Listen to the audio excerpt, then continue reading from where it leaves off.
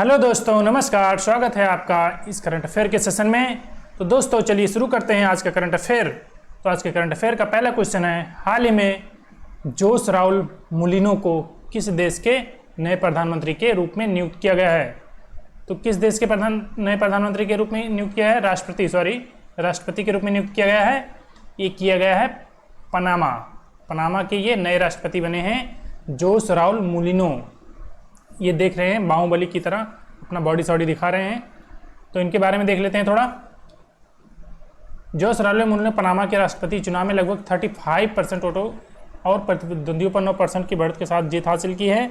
और इन्होंने जो है मुलिनो रिकार्डो मार्टिनेली के लिए खड़ा देखा गया है। इनका जो ये था, इनके स्थान पर ये खड़ा हुए थे, लेकिन जो रिकार्डो मार्टिनेली थे इनके ऊपर काफ़ी करप्शन का केस था, तो ये अपना देश छोड़कर भाग गए थे।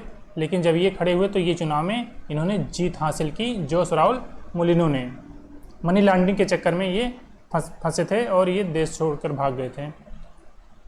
चलिए देखते हैं पनामा कहाँ पर है।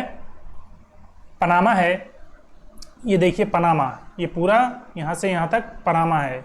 और इसकी राजधानी क्या है? पनामा सिटी इसकी राजधानी है। और ये कहाँ पर स्थित है? इधर देखिए कैरेबियन सी है और इधर पैसिफिक ओशियन है। पैसिफिक ओशियन, कैरेबियन सी और पैसिफिक ओशियन के बीच में पनामा है। और इधर देखिए कोलंबिया और इधर कोस्टा रिका। तो ये पूरा कैरेबियन कंट्री में आता है। और इधर नॉर्थ अमेरिका, इधर साउथ अमेरिका, तो इन दोनों के बीच में ये पड़ता है, लैंड साझा करता है। और इसमें एक गल्फ है, गल्फ ऑफ चिरिकू, ये बहुत इंपॉर्टेंट है। और ये गल्फ ऑफ पनामा, इसके नाम से तो आपको पता चल जाएगा। लेकिन इधर देखिए gulf of mosquitoes gulf of mosquitoes भी है और गल्फ ऑफ चिराक्यू भी है।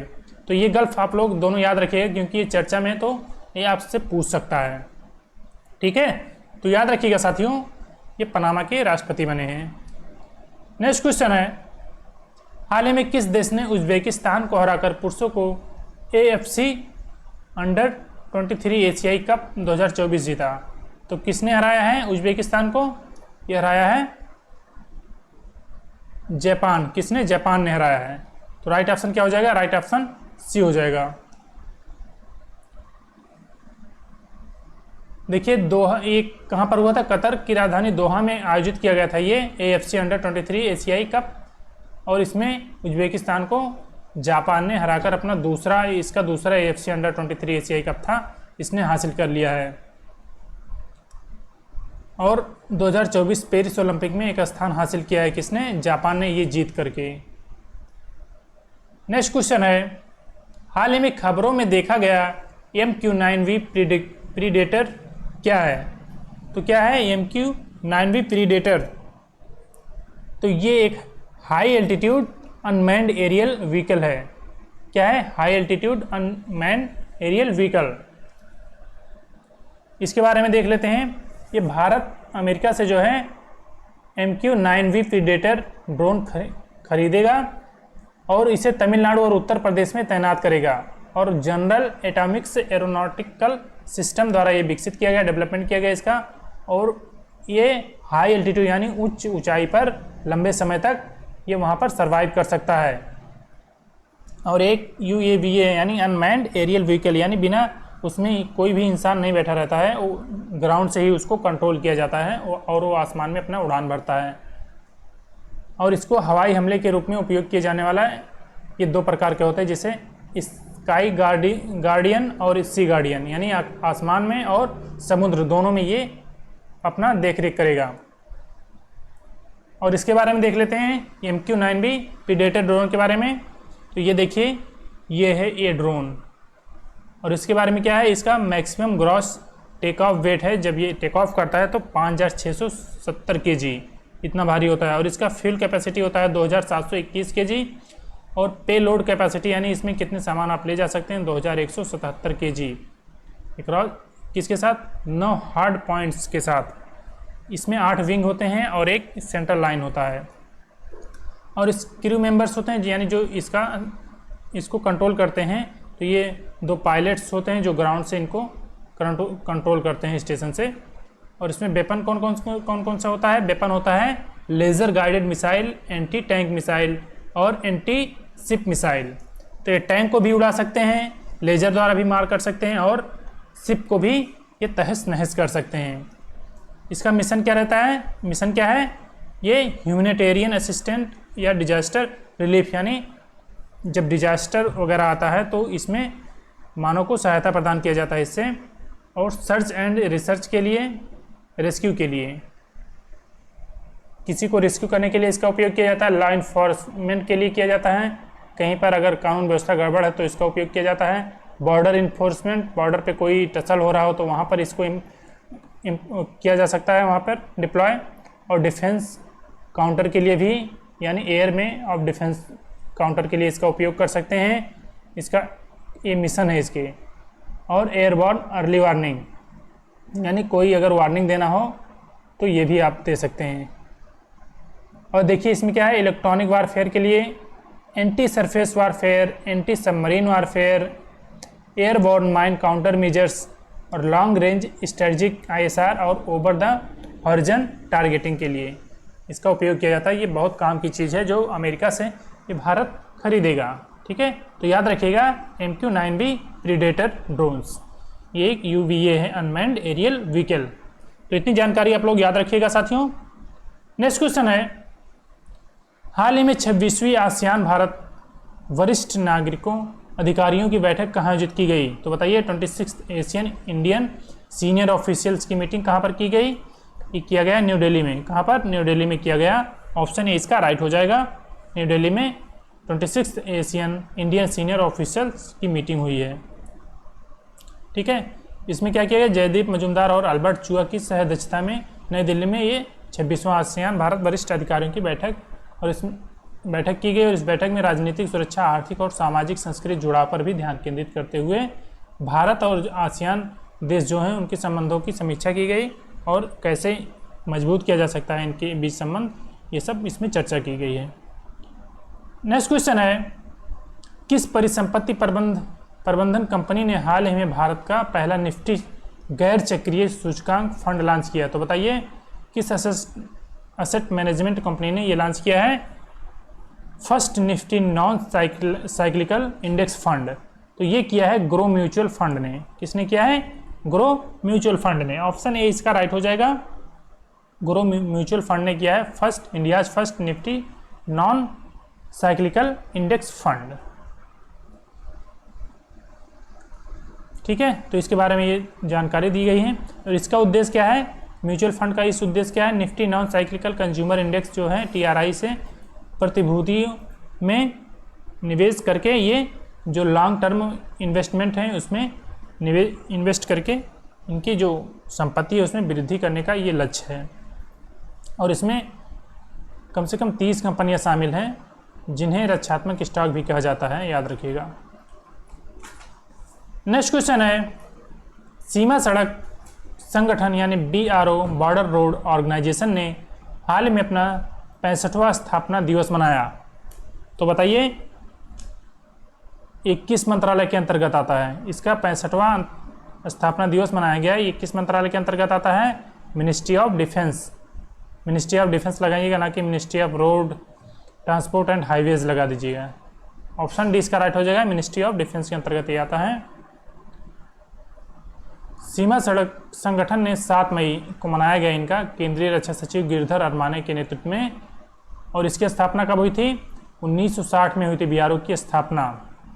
और ये जो सेना के लिए महत्वपूर्ण सड़क परियोजना है, इसका निर्माण किया जाता है। बहुत तेज़ ये सड़क का निर्माण करता है क्योंकि हमारे सेना को उस रोड से गुजरना होता है। और इसमें लेफ्टिनेंट जनरल रघु श्रीनिवासन वर्तमान में BRO के प्रमुख हैं, याद रखिएगा। कौन? Lieutenant general Raghu Srinivasan. और इसका आदर्श वाक्य क्या है BRO का? हमारे महान पहाड़ों की चुप्पी में काम बोलता है। ठीक है, याद रखिएगा, हमारे महान पहाड़ों की चुप्पी में काम बोलता है।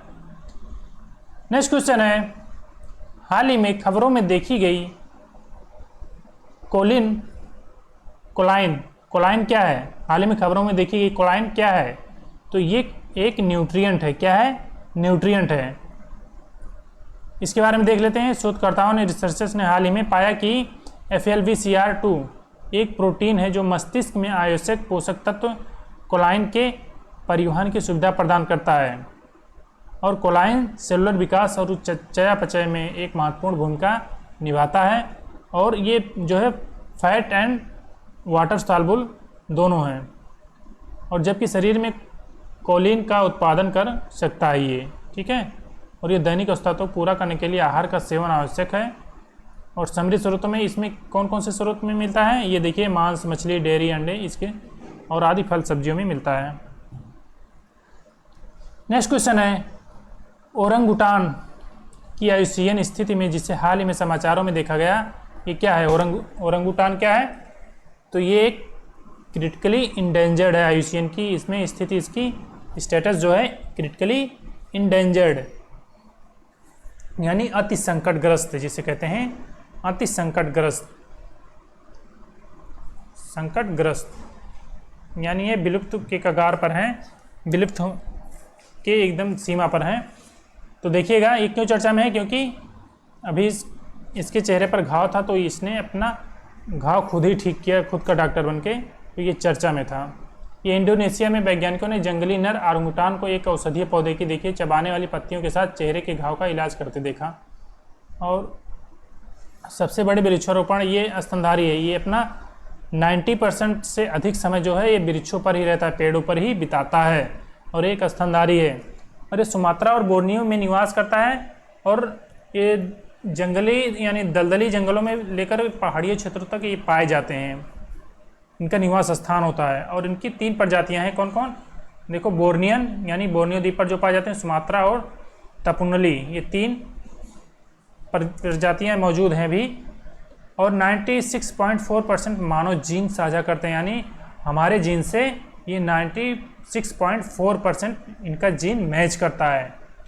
और ओरंगुटान को महत्वपूर्ण खतरे का सामना करना पड़ता है, जिससे आयुषीयन रेड लिस्ट द्वारा जारी किया गया है, यानी हम ये मान लीजिए कि हमारे ये वंशज ही हैं, ठीक है। नेक्स्ट क्वेश्चन है, तो याद रखिएगा इनको।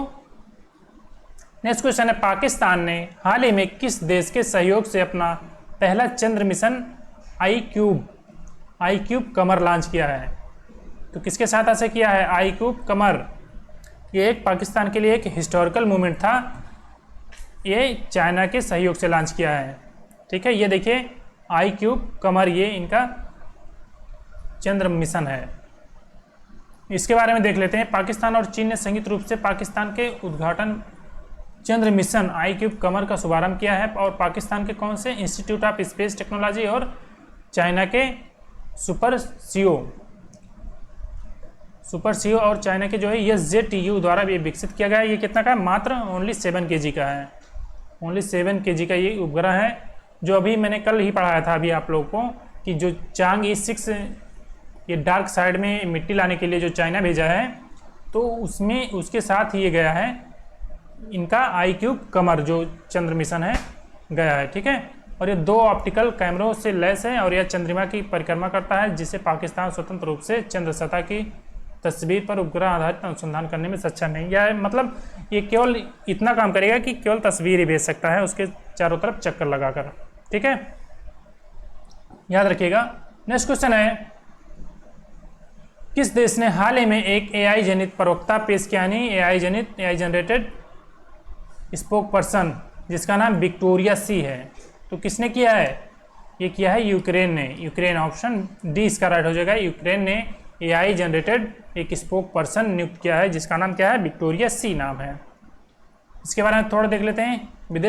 यूक्रेन के विदेश मंत्रालय ने AI जनरेटेड अवतार, जिसका नाम विक्टोरिया सी है, अपने डिजिटल प्रवक्ता के रूप में पेश किया है, ठीक है। ये जो ऑफिशियल्स होंगे उनसे ये मुलाकात करेगा और चर्चा भी करेगा, ठीक है। तो याद रखिएगा इसके बारे में, ये किसने किया है? यूक्रेन ने। तो दोस्तों उम्मीद करता हूँ आप हमारे इस टॉप 10 क्वेश्चन जो है करंट अफेयर पसंद आए होंगे, और अगर पसंद आए हो तो चैनल को लाइक करिए, सब्सक्राइब करिए, वीडियो को लाइक करिए और दोस्तों के साथ शेयर ज़रूर करिए। और हाँ, फीडबैक आप लोग ज़रूर दीजिएगा, चाहे जैसे भी हो, ठीक है। मिलते हैं नेक्स्ट सेशन में, तब तक के लिए जय हिंद, वंदे मातरम।